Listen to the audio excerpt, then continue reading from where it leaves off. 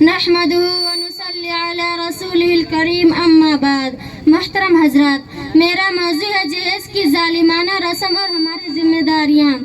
پیغمبر اسلام جناب محمد رسول اللہ صلی اللہ علیہ وسلم کی اس دنیا میں بعثت کا مقصد جہاں مخلوق کو اس کے خالق سے جوڑنا تھا، وہیں یہ بھی تھا کہ انسان نے اپنے آپ پر خود ساختہ رسم و رواج کا جو بوجھ رکھ لیا ہے اس کو اس سے آزاد کیا جائے. وَيَدَعُوا عَنْهُمْ إِسْرَهُمْ وَالْأَغْلَالَ الَّتِي كَانَتْ عَلَيْهِمْ. چنانچہ اسلام سے پہلے لوگوں نے بطور خود جو مشکل قوانین اپنے آپ پر مسلط کر لیے تھے، قرآن نے ان کو دور فرمایا اور ایسے احکام دیے جو انسانی مصلحت سے ہم آہنگ بھی ہے، ان کے لیے قابل برداشت بھی ہے.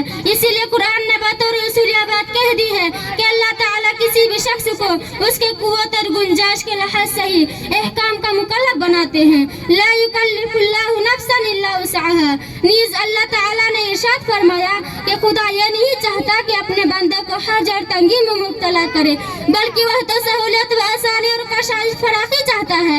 یرید اللہ بکم اليسر ولا یرید بکم العسر. حضرات، جیسے اللہ تعالیٰ نے عبادت کو آسان رکھا ہے اور اللہ کی بندگی کے سیدھے سادے بے خرچے کے اور کم خرچے کے طریقے رکھے ہیں، معاملات کو اللہ نے اس سے بھی زیادہ آسان رکھا ہے. اور جیسے اللہ نے اپنے تکوینی نظام میں ایسی چیزوں کو جو مخلوق کے لیے ناگزیر ہے وافر مقدار میں رکھا ہے اور بے قیمت محنت فراہم کی ہے، جیسے پانی اور ہوا، اسی طرح نظام شریعت میں بھی انسانی زندگی کی فطری ضروریات کو آسان رکھا گیا ہے. انہی ضروریات میں سے ایک نگاہ ہے. نکاح انسان کی فطری ضرورت ہے جس سے ایک طرف نسل انسانی کی افزائش متعلق ہے اور دوسری طرف اخلاق و کردار و قلب و نگاہ کی حفاظت ہے.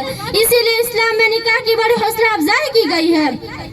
آپ صلی اللہ علیہ وسلم نے نوجوانوں سے تلقین فرمائی کہ بشرط قدرت آپ صلی اللہ علیہ وسلم نے نوجوانوں سے تلقین فرمائی کہ بشرط قدرت و جلد نکاح کر لیا کرے. لڑکیوں کے اولیاء سے فرمایا مناسب رشتہ ہاتھ آ جائے تو شادی میں تاخیر نہ کی جائے. آپ صلی اللہ علیہ وسلم نے نکاح کو اپنے اور انبیاء سابقین کی سنت کرا دیا ہے اور تجارت کی زندگی کو ناپسند فرمایا ہے. نکاح کو آسان کرنے کا مقصد یہ ہے کہ حلال کو آسان کیا جائے تو حرام سے بچنا بھی آسان ہوگا، اور اگر حلال کو دشوار کیا جائے تو حرام سے بچنا بھی دشوار ہوگا. چنانچہ جن ممالک پر نکاح کی شرح کم ہے اور تجارت کی زندگی گزارنے والوں کا سخت زیادہ ہے، وہاں زنا اور فواحش کی کثرت ہے. وقتی سکون حاصل کرنے کے لیے منشیات کا استعمال عام ہے. خاندانی نظام بکھر چکا ہے اور برائیاں ایک سیلاب بل بن کر سماج کے رگ و ریش میں سما گئی ہے. اسی لیے ایسی کوئی بھی بات جو نکاح کا راستہ روکنے والی ہو اور لڑکیوں یا لڑکوں کو تجارت کی زندگی پر مجبور کرتی ہو، سماج کے لیے سننے قاتل ہے. محترم حضرات، آج جو چیز شادی بیاہ کے معاملے میں رکاوٹ بنی ہوئی ہے ان میں سرفہرست جہیز اور گھوڑے جوڑے کا مسئلہ ہے. اس رواج نے سماج کو ناقابل تلافی نقصان پہنچایا ہے.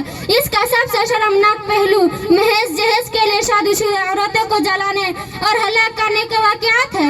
1 اگست 1991 کی BBC کے ایک رپورٹ کے مطابق 1988 تا 1999 میں 11,000 سے زیادہ جہیزی اموات کے واقعات ہوئے ہیں. 1994 میں سرکاری اعداد و شمار کے مطابق ہر دن جہیز کی مسئلہ کی وجہ سے 17 اموات واقع ہوئی ہے.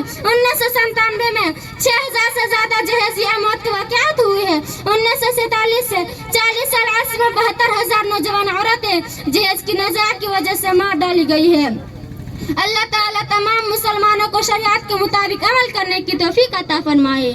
جو دہیز میں پیسے مانگتے ہیں ان کو بھیک دیجیے، جو دہیز میں پیسے مانگتے ہیں ان کو بھیک دیجیے. اپنی پیاری سی بیٹی نہیں، اپنی پیاری سی بیٹی نہیں. وآخر دعوانا الحمدللہ رب العالمین. السلام علیکم ورحمۃ اللہ وبرکاتہ.